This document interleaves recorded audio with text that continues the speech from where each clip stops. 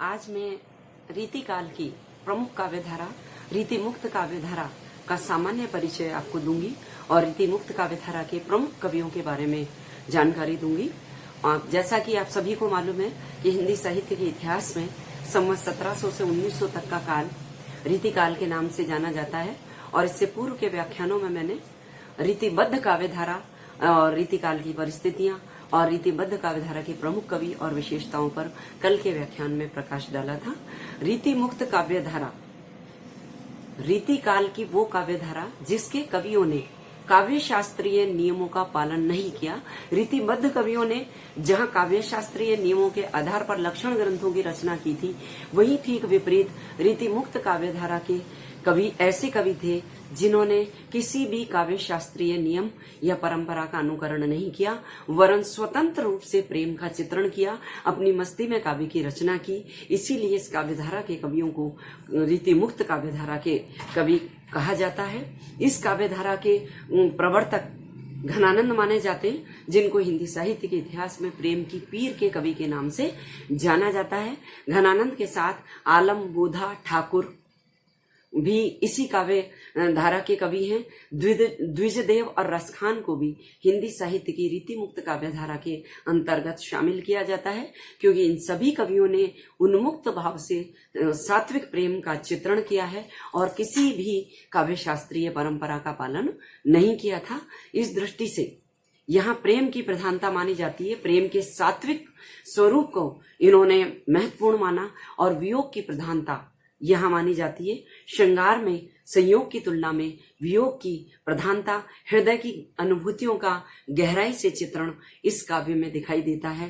प्रकृति भी उद्दीपन स्वरूप में यहाँ पर चित्रित दिखाई देती है। हृदय की भावनाओं का गहराई से चित्रण करने के कारण ही रीतिकाल की इस काव्यधारा के कवि बहुत अधिक लोकप्रिय हुए और उनका काव्य जन सामान्य को और पाठकों को हृदय तक या हृदय की गहराइयों तक प्रभावित करता है। यानी मर्मस्पर्शी और भावात्मक काव्य रीतिमुक्त काव्यधारा का काव्य है। सर्वप्रथम मैं घनानंद के बारे में आपको बताना चाहूंगी।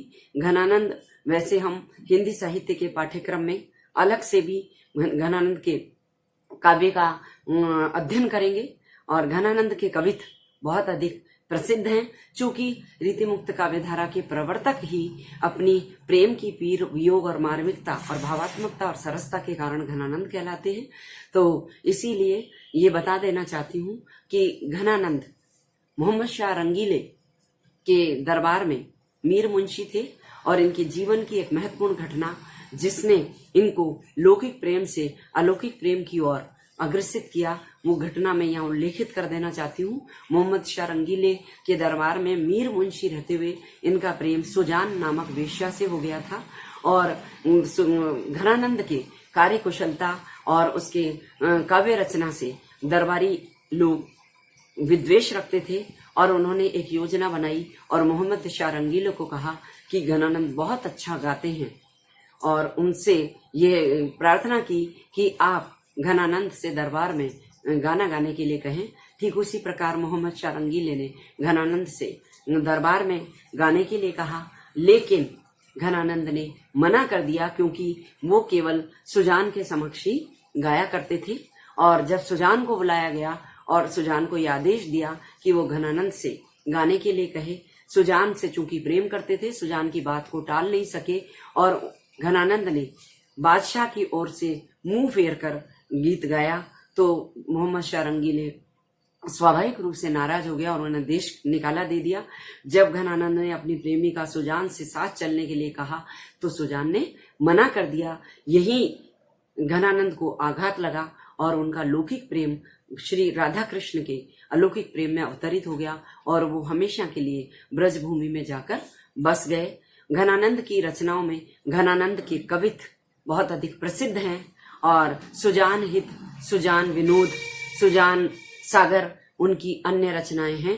रस केली वल्ली भी उन्हीं की रचनाएं मानी जाती हैं। घनानंद के इस प्रेम का चित्रण जिस तरह से मार्मिकता से घनानंद ने सुजान के प्रति प्रेम व्यक्त किया, उनके काव्य में कविता और सवैया छंद की रचना की, स्थान स्थान पर कहीं लौकिक सुजान को वो संबोधित करते हैं तो कहीं राधा कृष्ण को सुजान के नाम से संबोधित करते हैं। आजीवन उनकी का ये प्रेम, लौकिक प्रेम अलौकिक प्रेम के रूप में सुजान शब्द उनके काव्य से जुड़ा रहा। अन्य कवि हैं आलम, जो मूलतः ब्राह्मण थे, लेकिन शेख नामक रंगरेजिन से प्रेम करने के कारण उन्होंने मुस्लिम धर्म स्वीकार कर लिया और आलम उनका नाम हो गया। उनकी प्रमुख रचना आलम केली कहलाती है। कविता और सवैया की रचना बहुत सुंदर आलम ने की है और ऐसा माना जाता है कि वो शेख रंगरेजिन भी बहुत वाक्पटु थी और बहुत अच्छा लिखती थी, लेखन करती थी, जिसके कारण वो उससे प्रभावित हुए थे। मुअज्जम के काल में शहजादा मुअज्जम के समकालीन थे आलम, और एक बार मुअज्जम ने शेख से पूछा कि शेख से कहा कि आप तो दुनिया का आलम हैं, आलम यानी दुनिया, तो दुनिया की एक स्त्री है। तो उसने बड़ी वाक्पटुता से जवाब दिया कि मैं स्त्री नहीं, इस जहान की माँ भी हूँ। तो आलम ने भी वो कविता और सवैया लिखा। आलम के काव्य में वही मधुरता, वही सरसता और वही वियोग यहाँ पर दिखाई देता है। यहाँ उनका पद में प्रस्तुत कर रही हूँ। जाथल कीने विहार अनेकन, ताथली बैठी कांकरी चुन्यो करे। नायिका की वियोग का चित्रण किया है। जाथल जा रसनासु करी बहु वातन, ता रसनासु चरित्र गुण्यो करे। अगले कवि हैं बोधा, जो कि मूलतः बांदा के रहने वाले थे, और ये माना जाता है कि बोधा भी के नाम से कवि 2-3 थे, लेकिन यहाँ पर बांदा निवासी जो इतिहासकार हैं वो बांदा निवासी बोधा कवि को ही रीतिकाल की रीतिमुक्त काव्यधारा के कवि मानते हैं। उनकी 2 प्रमुख रचना थी, इश्क नामा और विरह वारकेश।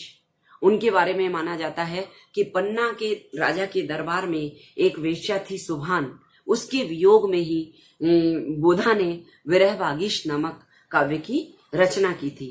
और बोधा का ये सवैया और कवित्व हिंदी साहित्य के इतिहास में बहुत अधिक लोकप्रिय है, और दरअसल वो रीतिमुक्त काव्यधारा का प्रतिनिधित्व करता दिखाई देता है। प्रेम को पंथ कराल महा, तलवार की धार पर धावनो है बहुत अधिक प्रसिद्ध है, क्योंकि सभी रीतिमुक्त कवि त्याग में विश्वास करते हैं, वियोग में विश्वास करते हैं। रसखान मूलतः कृष्ण भक्त कवि थे। मुस्लिम होते हुए भी रसखान कवि ने अपना आजीवन ब्रज में निवास करके श्री कृष्ण के सामीप्य सुख को पाने के लिए श्री कृष्ण की भक्ति में समर्पित कर दिया। वे वास्तव में दिल्ली के निवासी थे, लेकिन कालांतर में मुस्लिम शासकों के अत्याचार से त्रस्त होकर के ब्रज में बस गए, और उनकी रचना है प्रेम वाटिका और सुजान रसखान। और जैसा कि उन्होंने श्री कृष्ण की बाल लीलाओं का चित्रण किया और श्री कृष्ण का सामीप्य सुख पाने के लिए वो तीनों लोगों का राज त्यागने के लिए भी अपने काव्य में तैयार हैं। और ये इसीलिए उनका ये पद बहुत प्रसिद्ध है। या लकुटी और कामरिया पर राज तिहू पुरकोर तज डारो, कोटिग हो कल धोत के धाम, करील के कुंजन ऊपर वारू। यहाँ रसखान की रसमयता स्पष्ट दर्शित होती है, और ये भी कहा जाता है रसखान की काव्य की मधुरता के कारण कि रसखान रस की खान है। मैंने घनानंद, बोधा, आलम, रसखान के बारे में आपको बताया। अब द्विजदेव और ठाकुर। वास्तव में द्विजदेव कवि को कुछ विद्वान रीतिबद्ध काव्यधारा में मानते हैं और कुछ रीति मुक्त काव्यधारा में मानते हैं। वास्तव में ये अयोध्या नरेश थे, मान सिंह द्विजदेव, जिनके काव्य में इतनी मधुरता है, इतनी सुंदर श्रृंगारिकता है कि उन्हें रीति मुक्त काव्यधारा के अंतर्गत भी रखा जाता है। वैसे वो प्रकांड विद्वान थे काव्य शास्त्र की, और काव्य शास्त्रीय रचना भी उन्होंने लिखी थी, लेकिन यहाँ पर उनकी प्रेम के स्वच्छंद चित्रण और अपार सात्विक श्रृंगार चित्रण के कारण उन्हें रीति मुक्त काव्यधारा में रखा जाता है। ठाकुर अंतिम कवि हैं जिनके को रीति मुक्त काव्यधारा के प्रमुख कवियों में और घनानंद के बाद महत्वपूर्ण स्थान रखते हैं। ये अपनी अखड़ता और मस्ती के लिए हिंदी साहित्य के इतिहास में रीतिकाल में प्रसिद्ध रहे, और अपनी ठाकुर ठसक और ठाकुर शतक नामक 2 रचनाएं इन्होंने की। ये ठाकुर के बारे में भी ये कहा जाता है कि ठाकुर का पूरा नाम ठाकुर दास था। ठाकुर कवि भी 3 हुए थे, लेकिन जो बुंदेलखंड के ठाकुरदास थे वो ही रीति मुक्त काव्य धारा के ठाकुर कहलाते हैं। ओरछा नरेश और जयपुर नरेश के राजाश्रय में रहकर इन्होंने अपने काव्य की रचना की थी, और जैसा कि स्वाभाविक है सभी रीति मुक्त कवियों के समान इन्होंने भी कविता और सवैया जैसे छंदों में मधुरता के साथ प्रेम का चित्रण किया था, और ठाकुर की मस्ती और अक्खड़पन उनके काव्य में स्पष्ट रूप से दिखाई देता है। जहां तक घनानंद का प्रश्न है, चूंकि रीति मुक्त काव्य धारा के प्रवर्तक घनानंद हैं, आचार्य रामचंद्र शुक्ल ने कहा कि प्रेम मार्ग का ऐसा धीर पथिक और जवादानी का दावा करने वाला ब्रज भाषा में कोई अन्य कवि नहीं हुआ। तो ऐसे कवि, महान कवि जिन्हें आनंद घन भी माना जाता है, घनानंद भी माना जाता है, सुजान के प्रेमी, ऐसे घनानंद के काव्य को हम बराबर पढ़ते हैं, और उनकी लोकप्रियता का की आधार उनका ये त्याग, प्रेम और समर्पण ही है। धन्यवाद।